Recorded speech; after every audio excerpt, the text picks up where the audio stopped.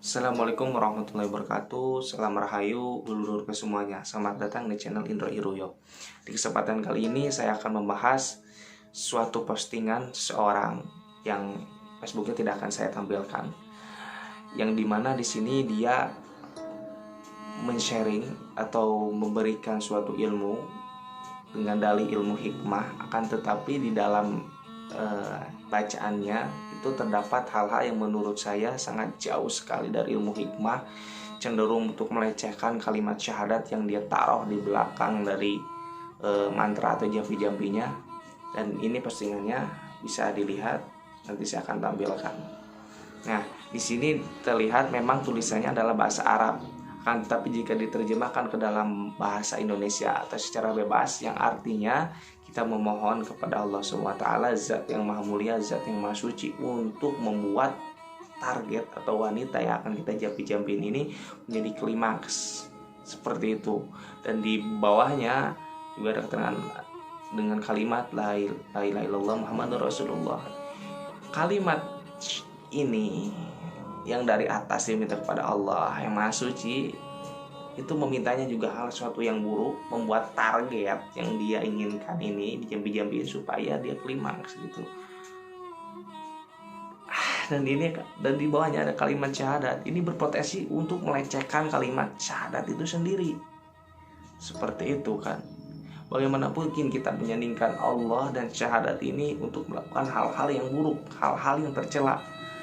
Kan tetapi setelah saya coba untuk komen dia, saya coba untuk meluruskan bahwa itu salah, akan tapi respon yang dia bicarakan atau yang dia tanggapi atas pernyataan saya yang mengingatkan dia berkata bahwa ini adalah justru ini adalah amalan yang bagus katanya.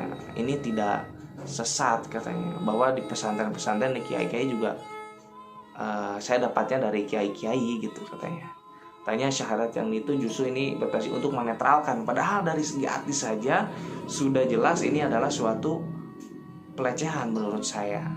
Terlepas dari mana dia mendapatkan ijazah itu, dari siapa, dan saya rasa kiai-kiai tidak akan mungkin mengijazahkan amalan yang seperti ini yang berpotensi ibaratnya menuju kepada hal-hal yang berbau seksualitas gitu, yang berbau pornografi gitu. Pesantren-pesantren menurut saya tidak ada mungkin ya hal yang seperti ini. Tapi saya tidak tahu juga, mungkin ada tapi yang nyeleneh mungkin. Allah alam bisawab kalau hal seperti itu. Tapi yang saya sayangkan di sini ketika ada kalimat Allah dan kalimat syahadat di sana, kan tetapi dilecehkan dengan niat yang arti di sana, itu sangat bertentangan menurut saya. Dan banyak orang-orang yang tidak sadar dan mungkin menyebutkan qabiltulah, saya terima ijazahnya dan sebagainya, padahal ini jelas menurut saya ini adalah kesesatan yang dapat menimbulkan kesesalan dia untuk di kemudian hari seperti itu. Karena kan setan itu menggoda manusia itu sangat halus sekali. Dimulai dia tambahkan bismillah di sana, ada yang ditambahkan syahadat di sana, padahal arah yang dia ingin tuju dan setan itu adalah bagaimana caranya menyesatkan manusia sedikit demi sedikit tanpa dia sadari. Contohnya dengan ilmu yang disebut ya ilmu kebatinan, ilmu hikmah dan sebagainya. Sedulur ke semuanya, saya rasa banyak sekali selain dari hal kalimat ini juga ada semacam rajah-rajah lah dan sebagainya. Mungkin sampean bisa lihat di sosial media yang sekarang ilmu-ilmu hikmah itu seperti dagangan ya, atau mungkin sarana-sarana jimat dan sebagainya. Bahkan saya pernah lihat juga beberapa kali ada semacam rajahan gitu, kalau nggak salah berjenis tembing liring gitu, untuk sarana penghasilan katanya. Dan juga disandingkan seperti itu, disandingkan dengan kalimat Bismillahirrahmanirrahim, ya Allah ya Allah ya Allah, ya Muhammad ya Muhammad ya Muhammad katanya untuk pengasihan. Memang setahu saya kalimat tersebut memang untuk pengasihan, akan tetapi di sana dicantumkan juga ada gambar-gambar seperti gambar tokoh pewayangan, seperti mungkin tokoh pewayangan. Kalau untuk tokoh pewayangannya saja mungkin tidak apa-apa karena bisa jadi kulturasi budaya gitu, akan tetapi ada gambar seperti orang yang bertapa gitu, kemudian dikelilingi wanita yang molek gitu, dengan hasil gambar tulisan sendiri yang menurut saya sangat tidak pantas ya disandingkan dengan kalimat Allah dan Rasulullah Muhammad SAW di sana. Dan berpotensi itu juga dapat melecehkan kalimat dan asma Allah dan nama Nabi Allah Muhammad SAW. Kemudian juga ada juga raja-raja yang menurut saya mungkin untuk orang awam atau untuk orang-orang yang suka akan teknik pendukunan seperti ini, pendukunan yang sesat seperti ini, yaitu ada satu raja yang dimana tulisannya tulisan Arab, akan tetapi di tulisan Arab itu sendiri malah menyebutkan bahwa tidak ada Tuhan dan Allah bukan Tuhan, tapi tidak sadar. Sekilas kalau kita lihat dan tidak cermati, mungkin dari rajanya tersebut itu seperti kalimat syahadat, akan tetapi bertolak belakang sekali. Sekarang dari gambar-gambar mungkin sahabat semuanya bisa tahu teming liring seperti apa atau tidak. Nanti saya akan tampilkan juga di sini teming liring itu seperti apa contohnya. Menurut saya sangat bertolak belakang ya. Bagaimana ketika asma Allah di sana disandingkan dengan gambar-gambar yang cenderung vulgar menurut saya, dan itu sangat sama sekali tidak pantas menurut saya disandingkan asma Allah atau apapun yang berhubungan dengan Allah, mau Rasulullah, mungkin malaikat dan sebagainya, kita sandingkan dengan gambar-gambar yang vulgar. Itu sangat-sangat tidak, menurut saya sangat berpotensi melecehkan, walaupun sadar atau tidak, karena orang-orang seperti ini biasanya mereka mengatakan bahwa saya tidak bermaksud untuk melecehkan, saya cuma sarana untuk mengasihkan dan sebagainya. Tetapi tetap saja, terlebih dari jimat itu sendiri boleh atau tidak, saya meyakini bahwa jimat itu boleh selama yang memegang tahu akan hakikat dari jimat itu sendiri. Dikarenakan tetapi jika tidak tahu juga ini dapat berpotensi syirik atau musyrik, dikarenakan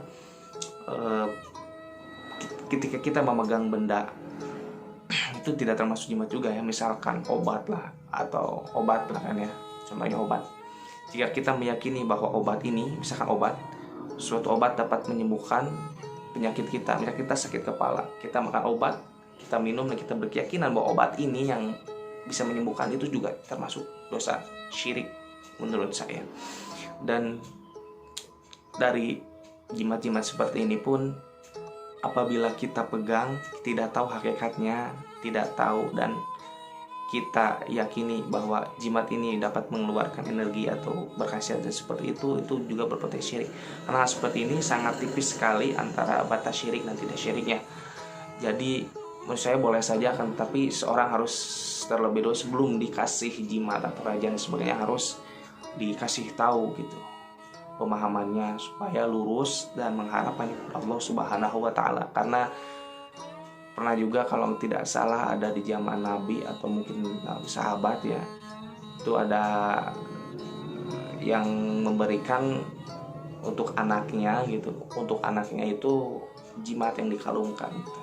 Karena anaknya tidak belum bisa untuk membaca ayat-ayat pelindungan dan sebagainya.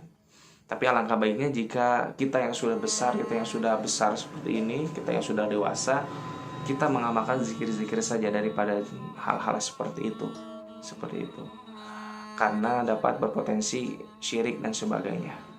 Dan rajahan pun apabila dikasih oleh seseorang, kita patut menanyakan akan arti dari raja tersebut. Misalkan raja tersebut berisi kode-kode seperti angka-angka Arab dan sebagainya, kita harus tahu ini angkanya menuju kemana, ini asmanya asma apa gitu, supaya tidak ada salah pahaman gitu. Apabila dia tidak bisa menjelaskan, kemungkinan yang besar dia tidak tahu akan isi dari raja yang dia tulis, atau mungkin dia mencoba menipu kita dan sebagainya. Jadi harap berhati-hati dalam bersinggungan dengan hal seperti ini, khususnya yang saya sering pantau, yang sering saya lihat yaitu di Facebook. Sangat banyak sekali hal-hal yang seperti ini, bahkan ilmu diperjualbelikan dengan mahal ya, dengan dalih keistimewaan yang menurut saya sangat tidak mungkin jika kita ketika kita memahari suatu ilmu itu langsung terjadi itu wah wah wah dan sebagainya. Dan banyak juga sedulur-sedulur kita semuanya yang ada di Facebook juga banyak yang tertipu atas sarana-sarana atau jasa-jasa yang ditawarkan oleh dukun-dukun tersebut, yang dukun-dukun yang palsu gitu. Itu sebaiknya kita sangat berhati-hati. Pesan dari saya, tetap jaga keimanan kita. Sebelum kita melihat sesuatu, alangkah baiknya kita supaya lebih teliti lagi, supaya kita lebih cermat lagi akan hal-hal yang seperti yang saya sudah berikan dan sudah saya paparkan. Ini sekian yang bisa saya sampaikan. Jangan lupa yang belum subscribe, untuk subscribe, tombol merahnya dipencet, pencet ya.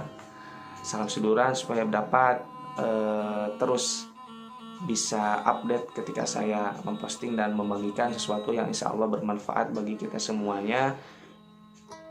Salam dari saya. Assalamualaikum warahmatullahi wabarakatuh.